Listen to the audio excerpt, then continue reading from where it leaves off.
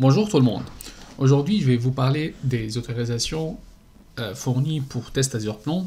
Comme j'ai déjà expliqué dans la première vidéo, que l'outil Test Azure Plan, c'est un outil qui n'est pas gratuit, qui nécessite en fait une licence qui s'appelle Basic plus Test Plan pour avoir accès au Azure Test Plan. Et là, en fait, je vais vous montrer aussi que vous pouvez donc ici aussi limiter vous expliquer plus déjà c'est quoi la notion de licence, il y a quoi comme licence, les différents offres, etc.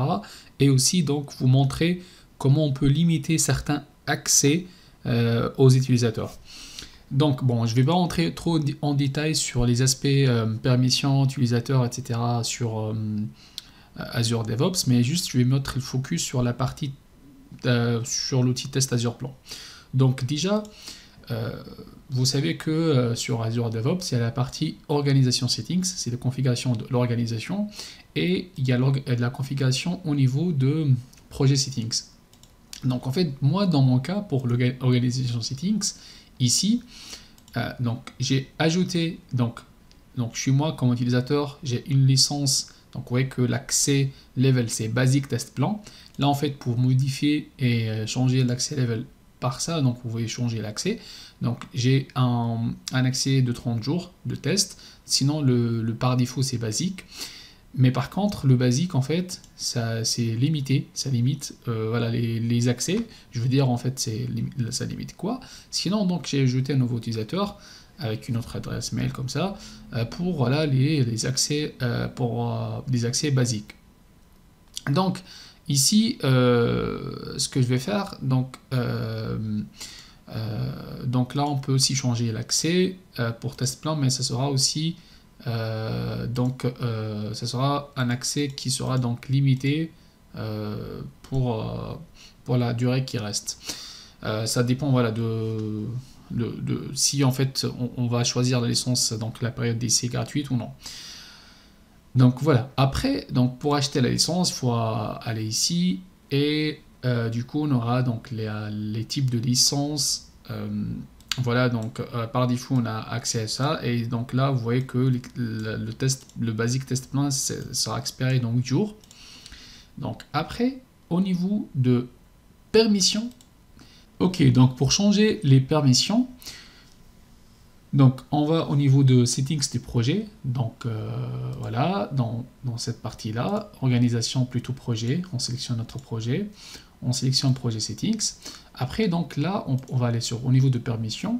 Donc il y a deux types, donc soit on peut changer les permissions d'un groupe, par exemple dans le groupe contributors, ici il y a plusieurs utilisateurs, on peut changer donc par groupe ou on peut changer par utilisateur.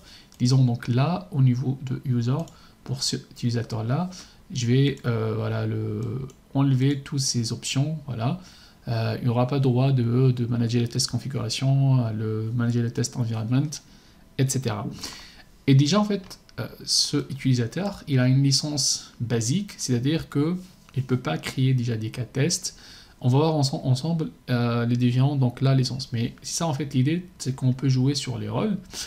Par contre, si on voit donc la documentation de Azure, donc ici on parle de quoi? Donc là pour les accès et licences, donc il faut donc les abonnés, ils doivent acheter donc Basic Test Plan pour utiliser Test Plan. Comme ça vous aurez tout l'accès à Test Plan.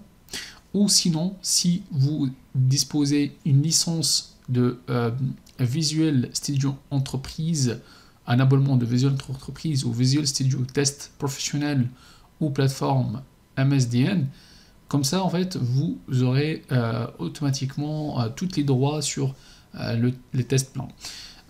Et donc là, ce qu'on peut voir que pour les personnes qui ont une licence basique de base, ils peuvent que exécuter les tests, marquer les résultats, tâches graphiques, afficher le rapport, maintenir la configuration, etc. Par contre, pour la création des cas de test, des plans de test, des tests suites, etc., bah, ils n'auront pas droit.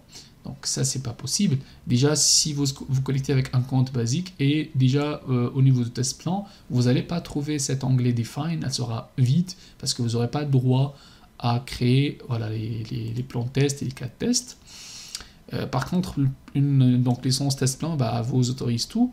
Et ici, donc, on peut voir les différentes permissions pour différents donc, niveaux de projet.